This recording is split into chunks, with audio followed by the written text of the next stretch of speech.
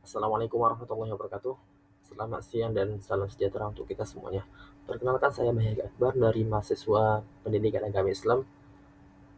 Adapun hadirnya saya di sini ialah untuk menjelaskan apa yang dimaksud dengan telah kurikulum, dan saya akan memberikan contoh langkah-langkah telah kurikulum yang dilakukan dalam konteks pendidikan dasar ataupun menengah.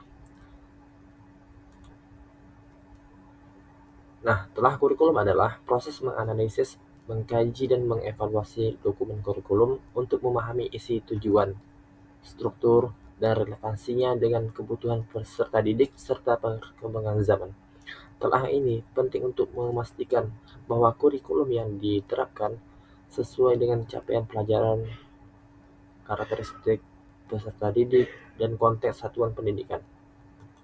Kemudian, tujuan telah kurikulum yang pertama ialah menyesuaikan pembelajaran dengan kebutuhan peserta didik. Kemudian yang kedua, tujuannya adalah menjamin kesesuaian antara tujuan, materi, metode, dan evaluasi. Kemudian tujuan yang ketiga ialah meningkatkan kualitas pembelajaran dan hasil belajar. Nah, langkah-langkah telaah kurikulum di pendidikan dasar ataupun menengah, yang pertama ialah mengidentifikasi dokumen kurikulum. Contohnya, kurikulum merdeka untuk jenjang SMP. Dan dokumen yang dikaji bisa berupa capaian pembelajaran, alur tujuan pembelajaran, dan modul ajar. Kemudian langkah yang kedua ialah menganalisis capaian pembelajaran dengan menelaah kompetensi yang harus dicapai peserta didik di akhir fase. Misalnya, dalam mata pelajaran IPA kelas 7, siswa diharapkan memahami konsep ekosistem dan menjaga keseimbangannya.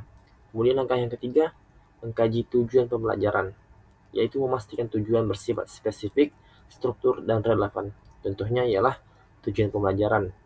Siswa dapat mengidentifikasi rantai makanan di lingkungan sekitar. Kemudian langkah yang keempat, yaitu menilai kesesuaian materi ajar. Apakah materi sudah sesuai dengan tingkat perkembangan kognitif dan sosial peserta didik? Contohnya, apakah materi sistem penampasan disampaikan dengan metode yang konseptual? Kemudian yang kelima ialah mereview strategi pembelajaran. Apakah metode yang digunakan aktif dan mendorong keterlibatan siswa? Contohnya, penggunaan model discovery learning dalam pembelajaran matematika. Kemudian langkah yang keenam, yaitu menelaah penilaian. Apakah bentuk evaluasi sesuai dengan tujuan pembelajaran dan mencakup aspek kognitif, efektif, dan psikomotorik. Contohnya ialah penilaian proyek tentang daur ulang limbah rumah tangga pada pelajaran IPS.